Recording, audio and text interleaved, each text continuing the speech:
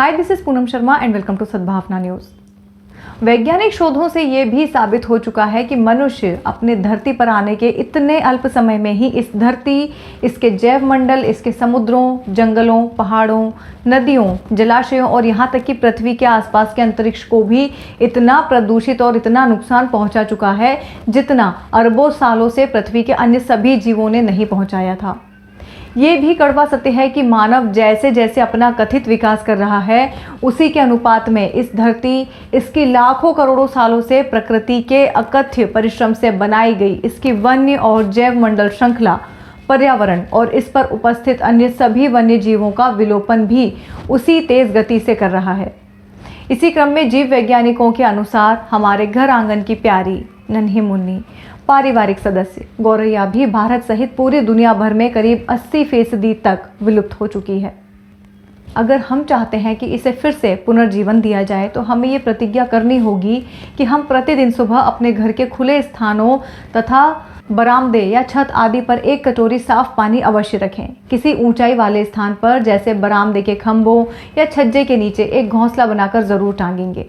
अपने घर में बने हुए बचे चावल, रोटी या किसी भी भोज्य पदार्थ को फेंकने के बजाय उसे खुली छत या आसपास के पार्कों में एक किनारे डाल दिया करेंगे। अपने घर के आसपास 1-2 पेड़ लगाकर उसे पाल पोस कर बड़ा जरूर करेंगे।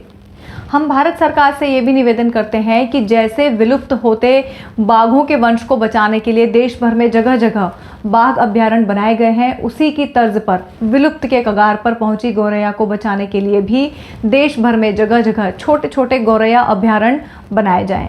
इसके लिए शहरों, महानगरों से दूर किसी ऐसी मानव बस्ती का चुनाव करना होगा जहां मोबाइल टावरों का जाल ना हो, वहाँ खूब पेड़ पौधे और झाड़ियाँ हों, जहाँ साल भर अविरल रूप से बहने वाला एक प्रदूषण मुक्त प्राकृतिक जल स्रोत हो। गौरैयों का जहाँ बसेरा हो, वहाँ से उतनी दूरी पर मोबाइल टावरों को लगाने का प्रावधान और सख्त होना चाहिए। ज़रूरत पड़ने पर सख्त कानून बनना चाहिए ताकि मोबाइल टावरों से निकलने वाली तीव्र रेडिएशन किरणों से गौरैयों के अंडे, उनके बच्चों और स्वयं उनके स्वास्थ्य पर भी कोई गंभीर खतरा पैदा ना हो।